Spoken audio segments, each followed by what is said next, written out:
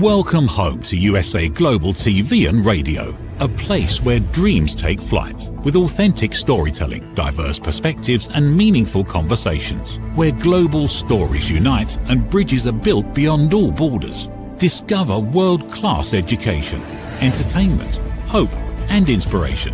Together, we're building bridges worldwide. Subscribe to our channel, USA Global TV. Download our app, USA Global TV.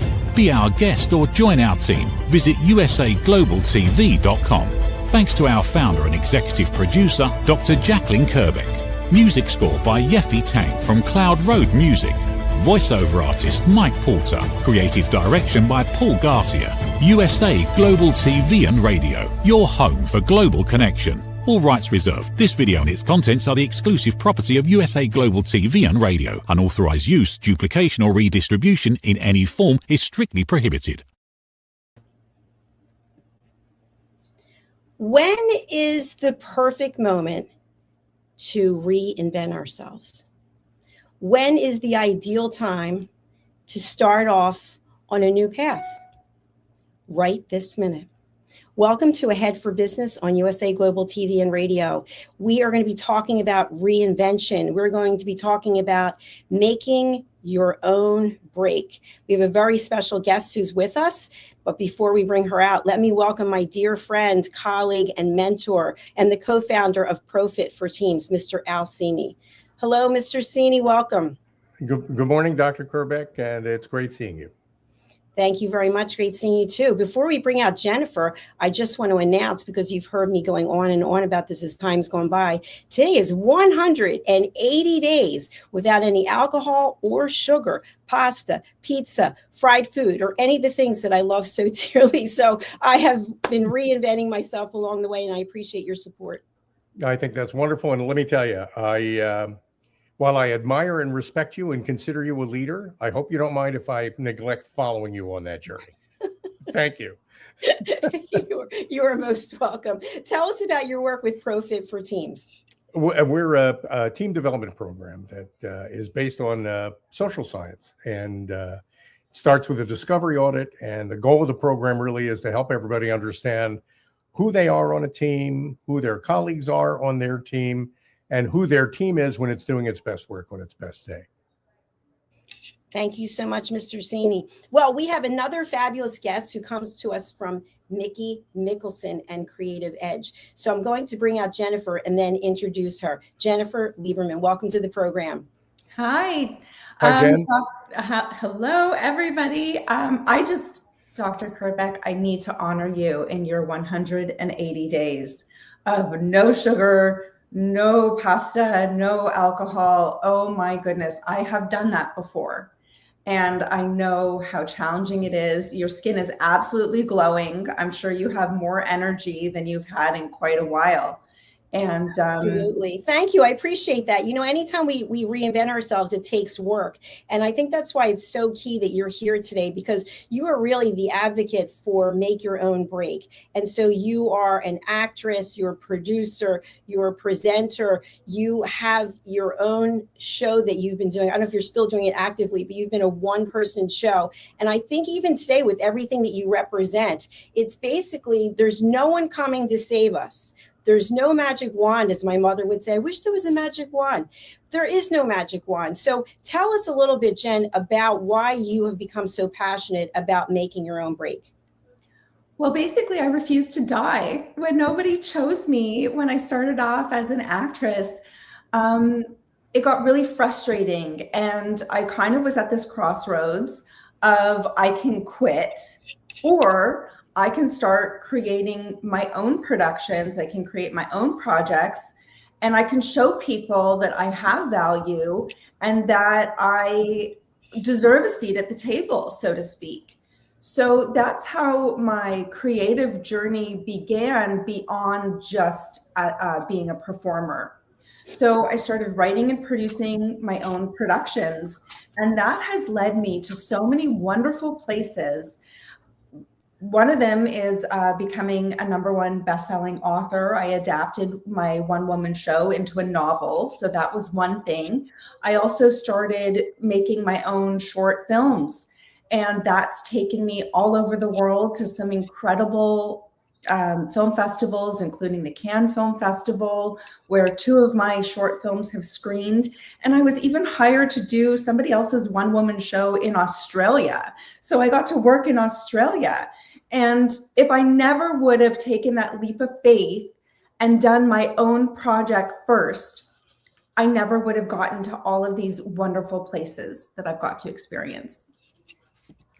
Jennifer, that is such a great summary of your background. And I want to start with a misconception. We are a Head for Business, so it's all about the psychology of how do you make your own break. You watch a movie like Field of Dreams, and you pull a line out of it like, "If you build it, they will come." And then you live a life and you realize you can build it until the cows come home. Nobody's going to come until you make them come. And so I want to start with a really simple but very, very commonly asked question. What does a producer do? That is such a fabulous question, because there are several different types of producers and we do different things. Sometimes producers will do several of these things. So an executive producer is attached to the money. So they have either finances that they can invest in a production, or they have connections to financiers and they will connect financiers to a project. So that's one form of a producer. There's another producer who spearheads the entire project. Sometimes this will be the executive producer. A lot of times a producer is either a writer, a director, or an actor, and they have a project that they are burning with so much passion to get made. And they need to find the money. They need to find the means. They need to find the connections in order to get the project made, whether it's film or theater or now streaming. So that type of a producer, they spearhead the entire production. They have a specific goal. They have a specific plan. They hire the entire team. They put together a team who, if they can't do the budget and schedule themselves, depending on the scale of the project, there's a line producer that they will hire. A line producer is in charge of the budget of every line item on the budget. And they're on the entire length of the production, because if things go sideways and you're not making your days, you're running behind schedule, equipment is broken, somebody gets sick or injured and you need to go wait a few days. Actors have obviously gotten sick, broken an arm, broken a leg. They have to pause for a couple weeks sometimes. So the line producer is in charge of making sure that you stay on time and on budget. There's also a production manager. The production manager is boots on the ground, making sure every single thing runs smoothly, and they manage every single team on the production. So there's several different types of producers, but I was recently at the Tribeca Film Festival Storytelling Summit, and there was a wonderful producer, Tony Yang, and he had this eloquent quote about what a producer does. It is the producer's job to facilitate an environment and support everybody in executing their creative goals successfully. Because it's a team of many creatives. You have your actors, you have your director, you have your costume people, your makeup people, your set designers, your lighting designers. All of these people are creative positions. And it's the producer's role to support everybody to execute successfully to get the best possible product. Oh, that's terrific. Can I ask a follow-up question real quick? Because of course. You just defined, the picture you just painted for me is a cast of thousands. So it's like the production of the Odyssey. I see hundreds of people involved. But you have recently, over time, you've done a one-woman show. And in that one-woman show, you have done all of those roles, haven't you? I mean, you've done all those things. Just you. That's possible, isn't it? It is possible. But basically, it comes down to you wear as many hats as you need to until you can afford to pay people more, but you don't hire those people until it makes sense for the budget and the scale of your production. So one of the things I do is I have to reverse engineer. Theater, it's a little more straightforward because film, it's more involved with pre-sales and distribution deals. But for example, with theater, this is the easier one to explain. You only have a certain amount of nights in the theater, you know, whether you're going for one weekend or a 6-week, 8-show-a-week run. That's kind of the standard, unless you're very successful and you get picked up to go longer. But how many seats do you have? 200-300 seats in the theater, or sometimes you only have 50 seats. Well, how much can you possibly make? What is the ceiling of what you can make? Well, your budget has to stay under that number. Hopefully it stays considerably under that number so you can actually make a profit. So it's kind of a sliding scale depending on how many people you need for the production, like actors you need on stage. And The Odyssey, yes, took thousands of people. For a smaller budget, low budget film, sometimes people are making independent horror movies for $10,000 or $20,000, and people are wearing multiple hats, multiple roles. Theater as well, it's very scaled back until you get to a big multi-million-dollar Broadway production. So it just kind of depends on the size and the scale of the production, how long it's going to take. Even with a film, a $10,000 film is usually shot in less than 10 days. A movie like The Odyssey, they will spend 3, 4, 5 months shooting and then a year or 2 in post-production, because they have hundreds of millions of dollars to make that movie. So it really does depend. It's a case by case. What an outstanding overview and explanation. Thank you so much for that. I want to liken it for our friends out there who might be fitness enthusiasts like me. I feel like it's kind of like you go to a small local gym where Susie owns it and you pay a minimal amount of money, or you go to Lifetime Fitness where I go. I'm looking around like, how many coaches do they have here? How many swim instructors? It's hundreds and hundreds of people at every location. So I think that knowing what it is that you're looking to achieve, there is no limit, but you also have to know that there's competition. And so you have to know every aspect of your business. And you obviously, Jennifer, are a pro at that. So if we go back to the psychology of business and what I started the show off with, there are many people who will tell me they are waiting for the perfect moment to do something. What are your thoughts about that? Now is the perfect moment. You know, today is a gift and tomorrow is not a given. And the other thing too is you might think you have a really unique idea, but we all kind of live in the same world.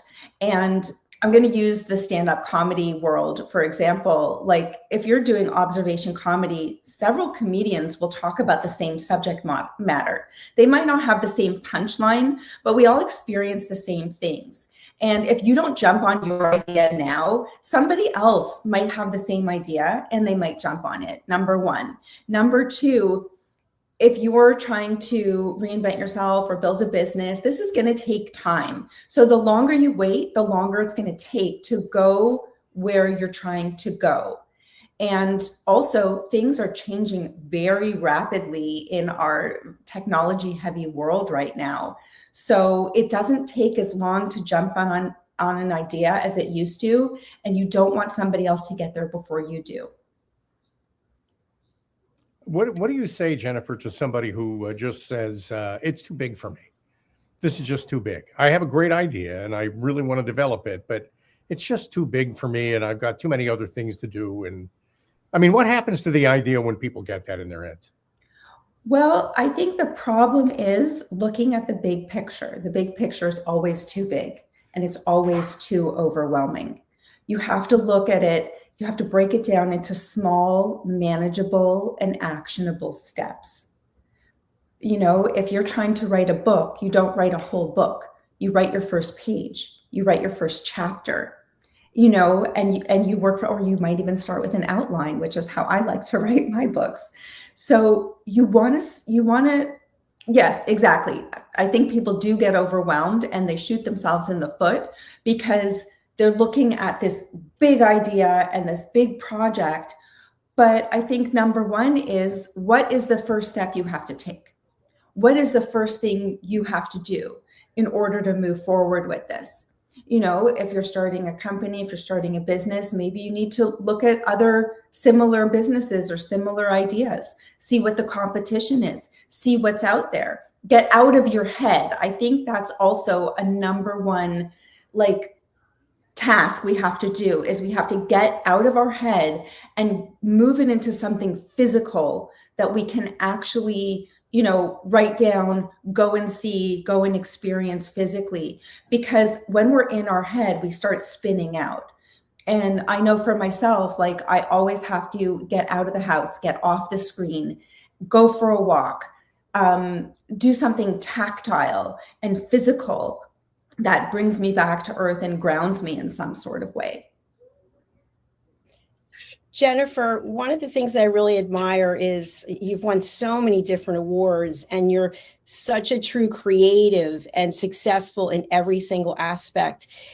When you are doing, or when you have done work on your own, you are that gym owner, if you will. There's nowhere to hide, really. There's no one to blame it on. There's no one to say it's her fault, it's his fault. So where do you get that confidence and that resilience to say, okay, I am accountable, I'm going to accept it, and I'm going to learn from it and move on? Oh, that's a great question. Well, for example, my most recent book, I missed my deadline. I didn't have a deadline that anybody else knew about, but it was my own deadline that I set for myself as a solopreneur. We all have to set our own deadlines for what we want to achieve and when. And I have, calendar, weekly, monthly, yearly, 5 years out of things that I'm working towards achieving. And, I kind of had a little bit of a breakdown because I knew I wasn't going to hit the date that I wanted to be finished. And I had a good cry. I accepted the fact that I wasn't going to hit this deadline that I was pushing for, that nobody else was waiting for, nobody else knew about. And I just kind of regrouped and said, okay, do I need to make myself crazy in order to hit this deadline that nobody cares about except for me? Or can I give myself a little bit of leeway, a little bit of grace, give myself that extra 2 weeks that I need to achieve it, maintaining my sanity? And that's what I did. Because sometimes, despite our best intentions, other things come up, other things get in the way, life gets in the way, and we need to kind of give ourselves that grace at the times that we can. If I'm in rehearsals for a play, if I'm shooting a film, we don't have that grace ever, ever, ever. There are set dates for opening night. There are set dates for each location, each day we have to shoot, and there's no more money to go beyond that. So it just, I don't know where the drive comes from, but it's definitely like a roller coaster. I have my good days, I have my bad days, but I think ultimately I know nobody else is going to get me there than me. And I just have to resolve, if I want to get to where I'm going, it's up to me to drive the train. That is, I think you put your finger on something that's so important too, because when it's all said and done, our success is what we make, not what other people make for us. And what we all have to learn how to be is a producer in our own production. How do we manage our own projects? How do we tell ourselves every now and then to take 5? Because sometimes you need to take 5, not to have a cup of coffee, but just because you need 5, or 10 or 15. You've got to give yourself a break every now and then. But at the same time, when that's over, you can start thinking about the next step that has to be accomplished and what the accomplishment of that looks like. And I think that methodical plodding forward makes you a hero. And Hollywood and Broadway both need heroes. There was a story yesterday that I remember reading talking about how Broadway's in trouble. The major production factory of Broadway is suffering because it's old productions retooled over and over again that are becoming worn out and not appealing to an audience anymore. So they're all of a sudden now having difficulty filling seats. The rescue isn't going to be Iron Man or Spider-Man, somebody in a costume. The rescue is going to be the individual creative who can build something worth watching, worth experiencing, and mount it on a stage where people can get to it and enjoy it and appreciate it. That's Yes. you, right? Thank you. Yes, it's me, it's my colleagues. We've been discussing for years how the big companies, big Broadway and big Hollywood are so afraid of taking chances and taking risks on newer stories, on newer artists, and on smaller productions. Ever since streaming became the norm, they understand that a lot of people will wait. If it's a comedy, if it's a romance, they will wait for it to come to their home as opposed to going to the theater. So they've been trying to do these big blockbuster tentpole films, which are kind of limited to epics and the superhero space. So it's been a very limited kind of regurgitation of the same material over and over again. And for Broadway used to cater to the New York audience, and regular New Yorkers, because it's just such a cultural city in general, would go to Broadway shows regularly. And they didn't used to cost so much money. It wasn't always a spectacle. And now these Broadway shows are catering to the tourists that are coming in from all over the country or all over the world. And they have to be these huge kind of big event productions. And also they're getting these huge celebrities to be in these productions. Well, then you're excluding a very large part of the New York population who used to just frequent theater all the time because it was in their city. And they would go to plays every couple of months on a regular basis because you're in New York and it's part of the culture and it's part of what you do. So I think a lot of these decisions are you're alienating your audience in a lot of terms. Most blockbuster movies that are these superhero craziness with all the CGI and explosions and fighting, they don't really cater to the female population. And female population is 51% of the population.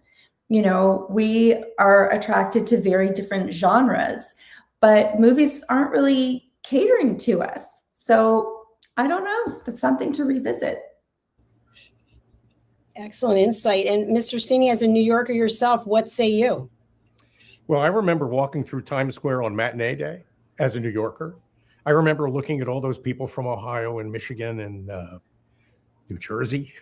And I remember being really annoyed by them because they didn't know where to stand on the sidewalk and they weren't moving. That's what I remember. And I think the problem is exactly what Jennifer just described. I think an audience wants a human story, not a superhuman story. And there are many, many creatives out there who could mount and create and write and produce those stories. I think they're afraid to because they can't imagine how they can compete with, for God's sake, Cats, which I think is finally closing. It is closing. Not a second too soon. I mean, really, not because I don't like cats. I have one, but because it's time for something new. And that something new could be something at a scale that humans live in, not superhumans. And so if anybody's going to rescue show business, it's going to be people like Jennifer Lieberman, who not only have the ideas, but also have the drive and the energy to mount those ideas. And the risk-taking takes risk. The ability to sustain, to manage risk in a way where you can just put yourself out there and see what happens and accept the fact that not everybody's going to like it right away.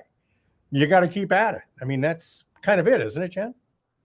Yes. And studios, like, for example, Sony Studios, they used to have a slate of films each year that were diverse and that catered to different audiences and catered to different types of people. And the budgets ranged because they knew taking a risk on a smaller, newer artist, or taking a risk on, an independent kind of quirky romance film isn't going to warrant the same kind of budget as Spider-Man. But in the past decade or so, all of those films have been taken off of the slate. And I feel like Broadway as well. They're not, people used to go to Broadway to see great theater. They didn't really care if it was an A-list celebrity star in the show. That would happen from time to time, but it wasn't the norm. And now, even I'm involved with two productions in New York. One is a show being developed for Broadway, and one is being developed for off-Broadway. And we're both talking about names, like big names for each of these productions, which is going to eat up a huge chunk of the budget just for that one person. But it's a marketing strategy and a publicity strategy. Even though both of these shows have weight and they have important topics to discuss, and they really suit being told for a New York audience. One is about the gentrification of Harlem. And the problem is, the stories do stand alone, but without a big celebrity name, it's so hard to draw in that audience these days. And that's what audiences have come to expect. So it's a really challenging time, especially if you're not a big musical or you're not an adaptation of a story that people are already familiar with. Jen, how would you say that social media or you can pick one or both, artificial intelligence have impacted the work that you do? Oh, that's such a great question. Okay, well, social media in a way has leveled the playing field because now everybody has equal access to an audience. So I am working on building my social media brand. It's something that took me quite a while to lean into because a lot of stuff you see on social media, you just kind of feel like, ugh, ick, I don't want to be that. But I've realized there are a lot of people that I follow, channels that I follow on social media that I do enjoy and appreciate and find helpful. So I think kind of finding that balance. But I think these days, if you're an entrepreneur, solopreneur, if you're an artist, if you have a business, it's unavoidable. You really need to lean into your social media and build your network, because if you can own your audience and you can have a following, then you're your own distribution network, which is what you're doing with USA Global TV. And you're not waiting for anybody to give you permission. You started your own channel. You have a slate of incredible shows, and you just did it on your own. So it's definitely leveled the playing field. In terms of AI is here. AI is a great tool if you use it properly. And I don't think it's necessarily going to take over the entertainment industry. There are going to be AI films, but I think I would put that in a kind of adjacent category to animation. When there's a cartoon or an animated film, we don't get all in a huff and say, oh, it's taking away jobs because there's an illustrator who's making that. And I don't think live action is ever going to go away. I think it's going to be hard for AI to infiltrate the theater beyond, production planning and maybe marketing and some of the behind the scenes stuff. But I think both of these are incredible tools that we need to learn to use and lean into, because it will only help us make our own break. Absolutely. I agree with you. Thank you. Great segue to my question. You've written a book. Yeah. Tell us what's in it. As we've been talking, Dr. Jacalyn has been scrolling through some of your online content, but let's talk about your book. What's in it? Okay. So my book, Year of the What, is an adaptation of my one-woman show, which was originally called Year of the Slut, because I needed to get butts in seats, as I call it, at the theater. So I came up with a kind of racy, provocative, controversial title in order to leverage that controversy to get people curious and interested and out of the house, because with theater, we have to get people out of the house or we're dead in the water. So that was my debut novel. And it's kind of like a Sex in the City. However, the characters are younger, so it's more coming of age, fish out of water. And it's a outrageous romantic comedy. It was a lot of fun to perform. It was a lot of fun to write.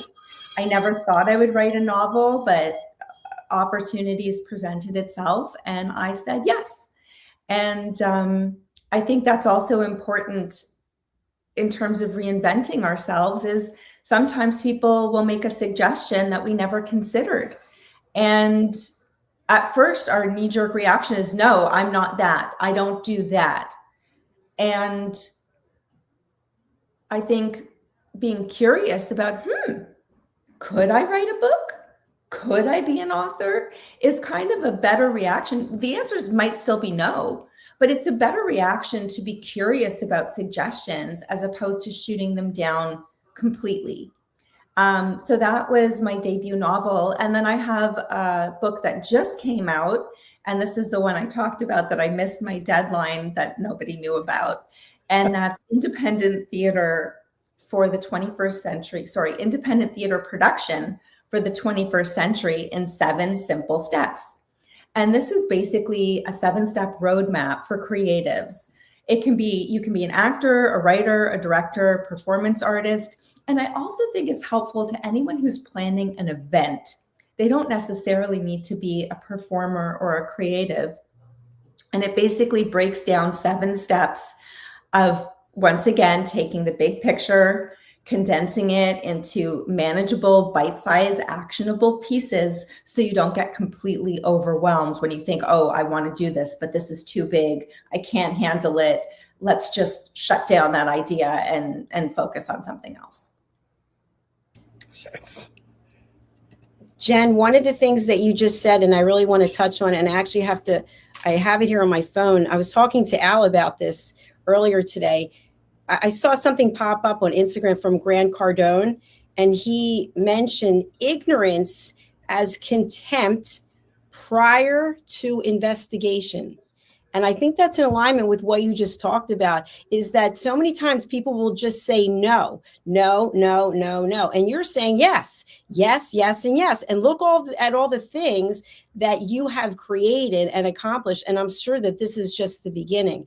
So what would you say to people out there who are consistently saying no? Well, I would say stay curious and, try yesing a little bit. I never thought I would do a one-woman show. I had produced 2 one-woman shows for other actresses before I ever did mine. But I was spinning my wheels in LA. I was trying to get noticed. And I met a woman whose husband owned an agency. And she said, write yourself a vehicle, write yourself a one-woman show, and invite industry and let people know you exist and let them know what you can do. And as much as when I was working on these other one-woman shows, I thought to myself, oh my goodness, I'm a capable actress, but I could never do that. I could never play multiple characters on stage at once. I could never be on stage for an hour and a half all alone. And then when somebody said, this could be the key to open the door, I was like, well, I really want to open the door. I really want to open the door. If this is the key, then I'm going to have to try it. And that's what I did. And same thing when I did the show in New York and it won the Audience Choice Award at a festival. And several people were like, oh my goodness, this would be a great chick lit book. This would be a great, like a Sex in the City rom-com book. You should write the book. And my first response was, oh, I don't write books. I only want to perform. I'm an actress. I don't want to write something that I can't act in. However, I leaned into it. It took several years of writing and rewriting and trying to get a door open, and finally just self-publishing because I couldn't get those doors open, and then changing the title because the title got censored, and I had issues with the title online, and publicists wouldn't work with me. Nobody wanted to deal with the word slut, even though it's a feminist piece deconstructing a pejorative used against women. I realized, like, okay, I got to change the title. I don't want to change the title. The title was what made it a success in New York. It got the butts in the seats. It got people to the theater. And eventually I did. And then the novel was able to break through. So one of the biggest things I see with creatives and just people in life in general is we need to get out of our own way. So many of us are the ones standing in our own way. And a lot of times we are living in fear of the word no, so we don't try. But when we don't try, we are the ones that say no to ourselves before anybody else has the opportunity to do it for us. That is so true. And I'm looking at the clock, and we never have enough time to cover everything. It's so frustrating, especially when you've got a guest like Jennifer who just knows so much. But speaking with both of you and understanding that the problem is the word no, it's not just when we say no to ourselves, it's when we listen to other people when they say no to us. So when you first decide that you want to break through, I love that word, and I love the making your own. When you first decide that you want to stand out and break through, the first feedback you get from friends and family, people that you trust and that you believe in, are, why don't you just get a job? Why do you have to work so hard at this? What's the point of all this? Why don't you just go to work, whatever? I mean, how do you speak, asking both of you, how do you turn those no's into a yes in your head and move forward? Jennifer is the guest. Would you like to go first? Sure. Well, basically, it's not a choice. It's a compulsion. It's an obsession. And I say to people, if you can be happy doing anything else, do anything else. Do anything else. It would be easier. But if you're, kind of one of those off-kilter people like me, and you have this crazy desire, you have to follow it, or you're not going to be happy. Absolutely. And I would just add to that, I don't think anyone knows what we need more than we know. I don't know what either of you need. You don't know what I need, but we always think we know what someone else is. Well, oh, I know what you need. Oh, I can solve your problem. So I said to myself, no one knows what I need, and I'm passionate about doing this. And even though you don't believe in me, Mr. Cini believed in me. Thank you very much. But many people did not believe in me whatsoever.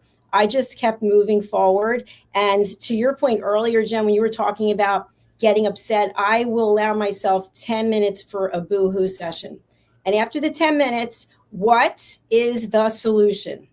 And then I look for the solution, and I do not take the external feedback. My phone is on do not disturb most of the day. So I pick and choose when I'm going to engage, because I set boundaries, because I have certain things I want to accomplish for myself. The same with working out. I see people, they're on their phone on the treadmill. They're lifting weights with one hand on the phone. My phone is in the locker. I am completely focused. So I think you have to be passionate about it. And the external validation or lack thereof is really unimportant. What I'm learning from both of you is that you shouldn't wait to be bitten by a radioactive spider. You shouldn't wait to be launched in a rocket from Krypton to the Earth. None of that stuff is going to happen for you. What's going to happen for you is that all of a sudden some seed that you plant inside yourself is going to bloom because you watered it, you nurtured it, you moved it from one pot to another so that it could keep growing. That whole idea that you could be your own producer, your own farmer, your own make it happen person, I think is Jennifer's core lesson. It was great conversation today. Absolutely. Jennifer, we've been sharing your links, your social media, your website. What's the best way for people to reach out to you, and who would you like to contact you? Sure. The best way to stay tuned is Instagram, and my handle is I am Jen Lieberman. And that's a very easy way. I post semi-regularly, a couple times a week. However, if you are a creative, you're looking to make your own break, you have an idea, you want to learn how to get a production off the ground, you can go to my website, makeyourownbreak.com. I have a link to the book there, the theater production book that just came out. And I also offer workshops, consulting. You can sign up, make an appointment for a 15-minute free consultation to see if I'm the right fit for your project. And that also will lead you to my acting website and my novel website. The novel is #1 in a series, so there's more to come with that. Next year, book 2 is going to be coming out. So, but Make Your Own Break will have links to everything else, and that would be a great start. And if you are a producer or a director and you're looking for an actor, I am always looking to collaborate on exciting projects. Well done. Fantastic interview. Thank you so much, Jen, for really helping us understand that we have to take the first step, maybe the second, third, fourth, 10th, however many, and we've got to go out there on our own. And the perfect time is right this minute. There's no time that it's going to be everybody in your life agrees. Your health is phenomenal. You have enough money. You have the mental fortitude. It doesn't happen. So just make the decision to find happiness and peace of mind. All right. Yeah. Thank you very much for being here. Mr. Cini, how can people get in touch with you and ProFit for Teams? I can be reached by email at pro-fitforteams.com. That's the number 4. Or I can be telephoned. I have a phone number, 212-480-3730. I hope people will reach out. A lot of what we talked about today is letting the purpose lead us, letting the what it is we envision as a result of our labors take charge and take over and make us do the things we need to do to make that happen. And ProFit for Teams is about helping teams find that sweet spot in themselves. And love delivering the program, love what it does for people, and love to talk to people about how it works. Thank you very much. For those who will be listening to this on a podcast platform later after it airs on TV, we are showing your website. Al, what is the website address again, please? pro-fitforteams.com. All right. Thank you very much. All right, Mr. Cini, another fabulous episode. I'm really inspired by what Jen said. You know, any of us, including Jen, when you interact with enough people and you're in the public domain, you're going to hear a lot of no's before you even get to have a conversation about what something, oh, I can't do that. I just told you at a conversation I had with someone and the person kept telling me, but it's the summer. I don't do these things in the summer. It's like, okay, we'll get back in touch with you some other season. But it's funny. People come up with all kinds of excuses because they don't know what it is they want to do. They can tell you all the things they don't want to do, all the things they don't like. But in order to find out what it is that you're passionate about, you've got to really unload a lot of that baggage and set some boundaries. And there's another part to it. I first of all, that's brilliant. Absolutely true. The word no is everybody's favorite word. It's a shame, just how it is. And understanding that when they say no, you don't have to listen. You don't need to pay attention to it. And it's not necessarily right. I think that's half the battle of succeeding as an individual, if you know what I mean. So that's number one. And I think that's really critical to remember. And if you don't take any other lessons from today's program except that one, that lesson in itself is worth the view. Also, it's farming. You plant seeds. You don't just do one thing and expect it to pay off. You've got to do things consistently over and over again, and eventually they take root and yield a crop. Absolutely. And if you're blessed enough, you can find a mentor like Mr. Al Cini, who has been guiding me for the last 5 years. So thank you again, Al. Now you're just being too nice. Thank you very much, Doc. You are most welcome. Okay, we're going to close out the show right now with a word from one of our team members, Mr. Red O'Laughlin. I've got to give him so much credit. For those of you who know him, he's turning 80, and he has been doing 3 TV shows a week with me for 5 years. And he's written a new book, and the title of the book is Aging Sucks. So let's take a look. Thank you again for being here. We'll be back with our next show. Thanks. What if many of the problems we associate with aging are not random? What if there are identifiable causes behind declining energy, chronic disease, and memory problems? We have been told that aging is simply something we must accept, that slowing down is normal, that growing older means growing weaker. But what if that's only part of the story? Why do some people remain active and engaged well into their later years? Why do others struggle with disease, fatigue, and declining health? What is happening beneath the surface? What processes drive aging? In Aging Sucks, researcher, educator, and author Red O'Loughlin explores what researchers have discovered about why we grow older. No medical degree required, no confusing jargon, just clear explanations of what researchers have discovered about the processes that influence aging. You cannot stop aging, but understanding its causes may help you make better decisions about your health, your future, and your quality of life. Because understanding comes before action. Action creates hope. Aging sucks. End the guesswork. There is hope. Every great story begins with a vision. At USA Global TV and Radio for years, we've been providing world-class education, entertainment, inspiration, imagination, connections, and hope.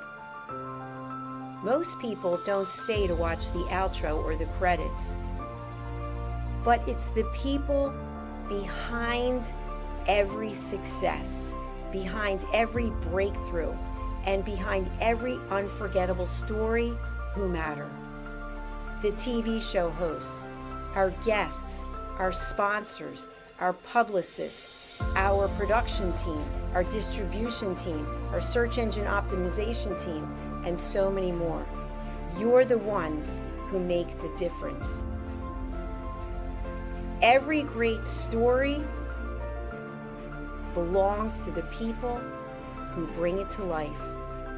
Our future looks bright at USA Global TV and Radio, and that's because of you, our loyal fan base all around the world in more than 60 countries. Together, we're making a difference because you matter. USA Global TV and Radio, live streaming to over 60 countries. Voiceover, Dr. Jacalyn Kerbeck. Video production and direction, Paul Garcia. Subscribe to our channel, USA Global TV and Radio on YouTube. Thank you, viewers and listeners of USA Global TV and Radio, for joining us today. We're honored to have your time and attention as part of our global community. At USA Global TV and Radio, we believe in the power of authentic conversations, meaningful connections, and creating a world of possibilities together. Want to be part of something bigger? Join our team of elevated listeners at usaglobaltv.com, a space where your voice matters and your ability to listen transforms relationships. Stay connected with us across all our platforms for thought-provoking discussions, expert insights, and empowering stories. Subscribe to our channels at youtube.com/c/USA Global TV. Follow us on social media and explore the endless opportunities we're creating for growth, learning, and inspiration. Together, we're not just broadcasting, we're building bridges and changing lives one conversation at a time. For inquiries, contact us at info@usaglobaltv.com. Produced by Executive Producer and Director Dr. Jacalyn Kerbeck. Voiceover by Mike Porter. Creative direction by Paul Garcia. All rights reserved. Visit usaglobaltv.com to view our full terms and conditions.